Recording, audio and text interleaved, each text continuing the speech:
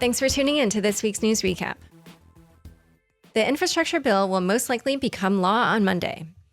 On November 5th, the United States House of Representatives passed the Infrastructure Investment and Jobs Act, which contains two provisions that could heavily affect cryptocurrency tax reporting.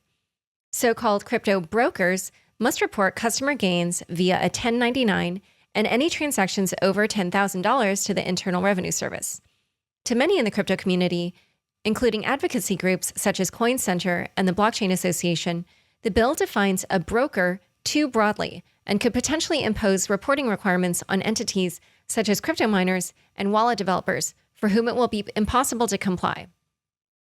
In addition to the broad definition of broker, the bill includes an amendment to Tax Code 6050I, which would require entities to report personal data on trading partners, like social security numbers, for digital asset transactions over $10,000.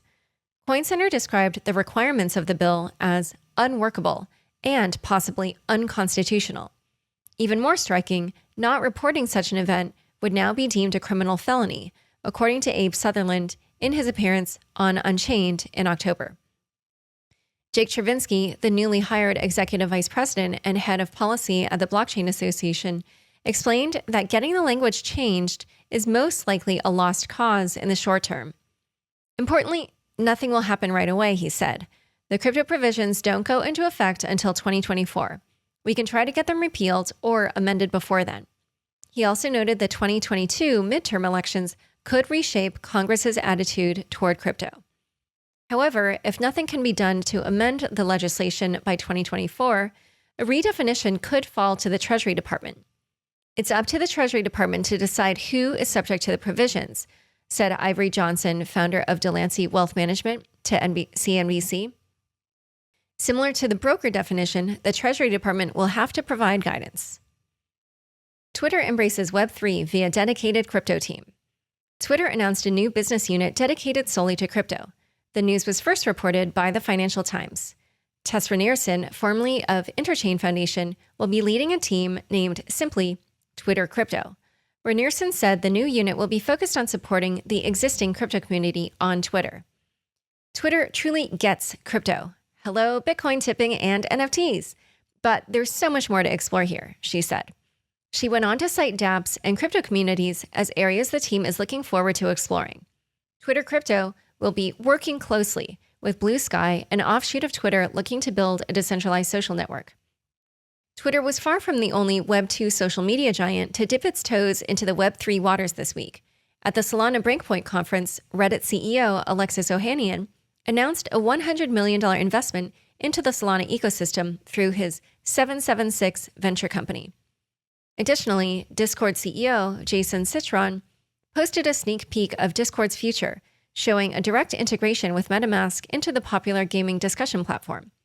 However, after a wave of negative responses to his tweet, Citron walked back the hint, saying, "Thanks for all the perspectives, everyone. We have no current plans to ship this internal concept. For now, we're focused on protecting users from spam, scams, and fraud. Web3 has lots of good, but also lots of problems we need to work through at our scale. More soon." A new home for Binance? Changpeng Zhao, co-founder and CEO of Binance, hopes to secure status as a digital asset service provider in France in 2022. France will be a natural choice for a regional and even perhaps global head office, said Zhao in an interview with Les Echos, according to a translation from the blog. Zhao went on to add, "We want to be regulated. At this stage of our development, this will allow us to grow faster. 5% of the world's population, 400 million people, have already adopted crypto. They are pioneers. We now want to convince the remaining 95%. Zhao's words come as Binance faces regulatory scrutiny from the United Kingdom, Japan, Germany, the United States, and other jurisdictions. Q3 was tough for crypto communities, especially Coinbase. Third quarter earnings reports have slowly begun filtering out, and the numbers for crypto companies have not been pretty. Coinbase, for example, saw a decline in monthly transacting users by 16%, trading volume by 29%, and net revenue by 39% between Q2 of 2021 and Q3.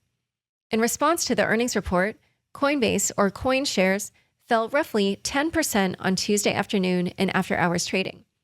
As of press time, Coin is down 4.1% on the week. Other centralized crypto communities saw similar dips between Q2 and Q3. Square's Cash App reported a 23% drop in its Bitcoin profits in Q3. Robinhood's numbers were even more drastic, as crypto revenue fell 78% between Q2 and Q3. Accordingly, total revenue shrank from $565 million to $365 million between earnings reports. SEC halted registration of tokens stemming from a Wyoming-based DAO. The U.S. Securities and Exchange Commission, or SEC, stopped a Wyoming-based Decentralized Autonomous Organization, or DAO, from registering 2 tokens as securities. The DAO, named the American Crypto Fed DAO LLC, was legally recognized in Wyoming as a limited liability company, or LLC, back in July, following Wyoming's decision to allow such an action. The SEC alleges that the DAO filed a materially deficient and misleading registration form known as a Form 10 that failed to contain certain required information about the DAO's business or tokens. The SEC alleges that the tokens, Ducat and Lock, are equity securities rather than utility tokens, as the DAO attempted to describe them. According to Gabriel Shapiro, general counsel at Delphi Digital, it appears American Crypto Fed DAO LLC was a sham. To be clear, I don't fault the SEC for this, he said. It clearly was a troll, but it does show that the come in and register, not so easy of a thing. He added, "This is getting farcical. We need a better way." ENS rose 100% after Airdrop. Ethereum Name Service, or ENS, the company behind .eth domain names, began an airdrop of its governance token, ENS, to existing name registrants this week. Shortly after the airdrop, which gives users the power to vote on how ENS will function going forward, the ENS token price skyrocketed, shooting up to a high of $85.69 on Wednesday morning. At such high prices, users are reporting their airdrops are now worth upwards of $20,000. Interestingly, to claim a drop, users had to vote on the ENS governance constitution. Furthermore, claimants were required to delegate tokens, aka their voting power, to addresses owned by the likes of Coinbase that applied to be delegates. As of press time Thursday afternoon, ENS was at $63.57, a 100% increase from its initial trading price of around $30, good for a market cap of approximately $930 million. Time for fun bits. CityCoin is coming to NYC.